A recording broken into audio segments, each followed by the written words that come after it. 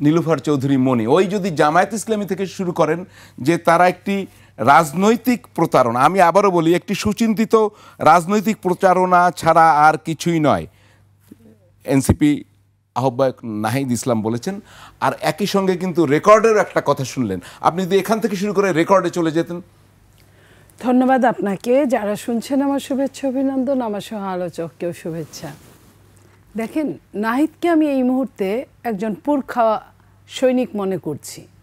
নাহিদের আজকের এই কথাটা বলাটা এবং গতকালকের যে সনদে সই করা এবং তাদেরকে সুকৌশলে সুচিন্তিতভাবে তাদেরকে এইখান থেকে দূরে সরিয়ে রেখে যারা যারা সই করেছেন, যারা তাদের সাথে সম্পর্ক ছিল 1 বছর বা আরও অনেক দিনের, কারণ আমি মাঝে মাঝেই বলতাম যে এনসিপি হচ্ছে কোনো দলের বি টিম হিসেবেই তাদেরকে ওইভাবে তৈরি করা হয়েছে। সমস্যা চলে গেছে, বি টিমের আর দরকার নাই। গতকালকে সেটা প্রকৃষ্টভাবে বোঝা গিয়েছে। আপনি এখন বুঝে নেন যে আপনি যারা তাদেরকে ব্যবহার করেছে, আমি যে ঠাকুর ঘরে কে, আমি তো কলা খাই না, উনি বলে ফেলেছেন, আমরা মাইন্ড করব না। তো আমি বলছি, এটা নাম নাই বলি, যে বি টিম হিসেবে যারা এই ছেলে মেয়েদেরকে ব্যবহার করেছে, তাদেরকে তাদের প্রয়োজন ফুরিয়ে গেছে এই সম্পর্কটার। মাঝে মাঝে দেখবেন আপনি, রাস্তা যখন বানানো হয়, ব্রিজ, কালভার্ট, সাইডে একটা ছোট্ট কালভার্ট করে, ওটাকে আপৎকালীন, যতদিন মেনটা না বানানো হয় ওটার উপর দিয়ে চলে। মেইনটা যখন হয়ে যায় তখন কিন্তু ওটাকে ভেঙে ফেলে, ওটাকে পরে আপনার কেজির দরে বিক্রি করে দেয়। তো আজকের যে এনসিপিকে যে অবস্থায় গতকালকে আমরা দেখলাম, সেটা অনেকটা কেজির দরে বিক্রি করার মতন অবস্থা হয়েছে তাদের। তারা যখন বুঝতে পেরেছে যে তাদের কোন অবস্থায় তারা পতিত হয়েছে, তখন তারা এই কথাগুলো চুলচেরা বিশ্লেষণে এখন প্রতারণা শব্দটা নিয়ে কি বলেছে, যে জামাত বিয়ার নিয়ে সুচিন্তিত রাজনৈতিক প্রতারণা করেছে। সুচিন্তিত, তার মানে কি, এটা বেশ সময় ধরে তারা করেছে। তো এই জিনিসটা কিন্তু গত 2 দিন আগে জামাত, যদি আমি আবারও তার শব্দটা শোনাতে চাই, যে ইংরেজিটা অনেক বেশি effective. The so called proportional representation PR movement launched by Jamaat Islami was nothing but a calculated political deception. জি বলুন। জি, ওই লাইনটা ওইটুকুই হয়, সুচিন্তিত। তো এই যে ক্যালকুলেটেড ভাবে তাদেরকে যে এটা করলো, এটা জাতির জন্য দুঃখজনক। এই জন্য রাজনীতিতে অবশ্যই আপনার যুদ্ধে, রাজনীতিতে, প্রেমে, এগুলাই বোধহয় কোনো আইন মানা হয় না, যে কারণে ওরা মরল না বাঁচলো সেটা নিয়ে কারো মাথা ব্যথা নাই।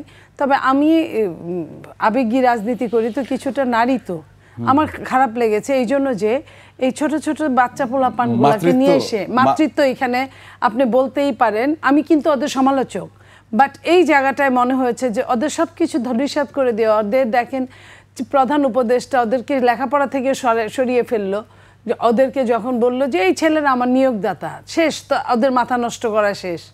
তাদের লেখাপড়া থেকে বিরত রাখলো, তারা ঠিকমতো পড়তে পারলো না, এবং যেটুকু অবশিষ্ট ছিল এটা কিন্তু গতকালকে শেষ করে দেওয়া হলো, অনেকটাই এরকম। তো এই জায়গা থেকে নাহিদ যে প্রপার বুঝতে পেরে যে এই শব্দযুগল ব্যবহার করেছে, আমি বলবো এটাকে যদি ধরে রাখতে পারে, তাহলে ওদের সামনে আবার ভালো দিনটা আসতেও পারে। সময় আছে, এটা অনুভব করছেন। আমি অনুভব করছি কিছু করতে পারে তাদের জন্য, শোনা যাচ্ছে আপনাদের ঘনিষ্ঠ। না, বিএনপি তাদের জন্য কিছু করতে পারবে। আপনি যদি আপনার ভবিষ্যৎ না সরান, বিএনপি কিছু করবে না। বিএনপি জামাতের সাথে তো 17 বছর ছিল, অথচ এই জামাত কি করেছে, নাহিদদের যে অবস্থা করেছে, বিএনপিকেও তাই করেছে।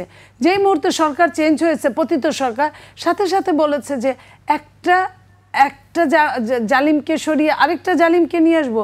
সাথে সাথে এটা বলতে কিন্তু একটা বারের জন্য দ্বিধা করে নাই যে এটা বলা ঠিক হবে কিনা।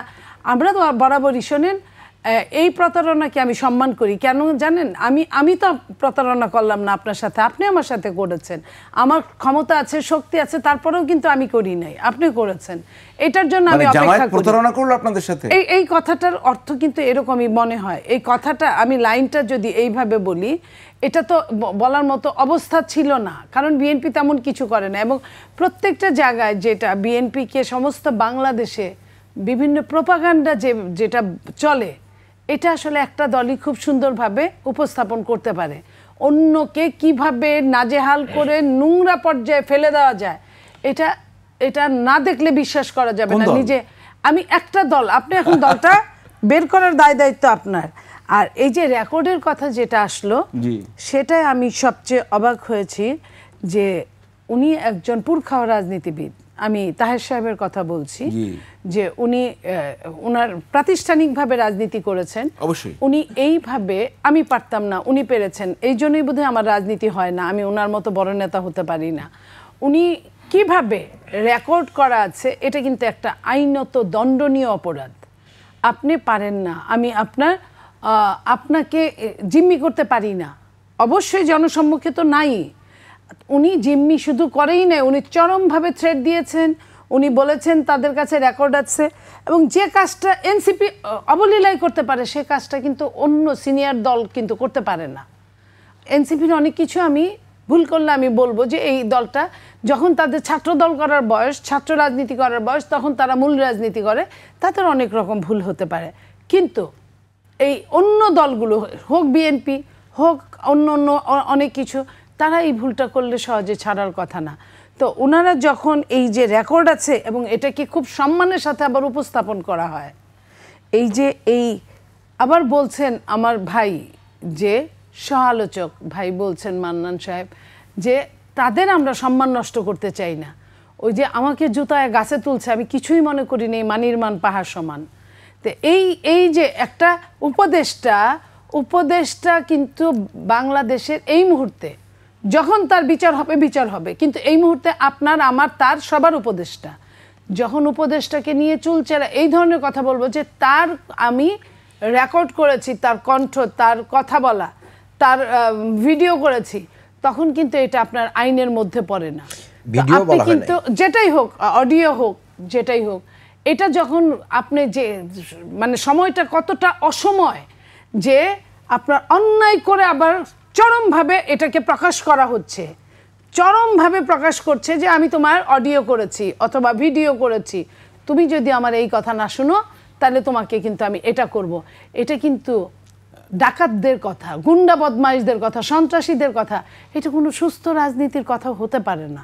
আমি এই জায়গায় ঘোর প্রতিবাদ জানাচ্ছি একজন সাধারণ মানুষ হিসেবে।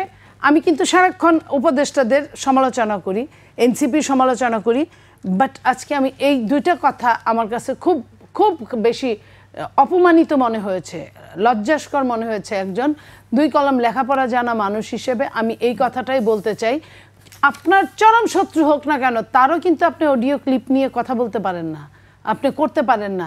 যে কাজটা শেখ হাসিনা পতিত সরকার করেছিল বলে এত কিছু হয়েছে, যে কারো 7 বছর 8 বছরের জেল হয়েছে, আপনার মনে পড়ে যে স্কাইপি নিয়ে ছাপানোর জন্য শুধুমাত্র মাহমুদুর রহমানের 4 বছরের জেল হয়েছিল।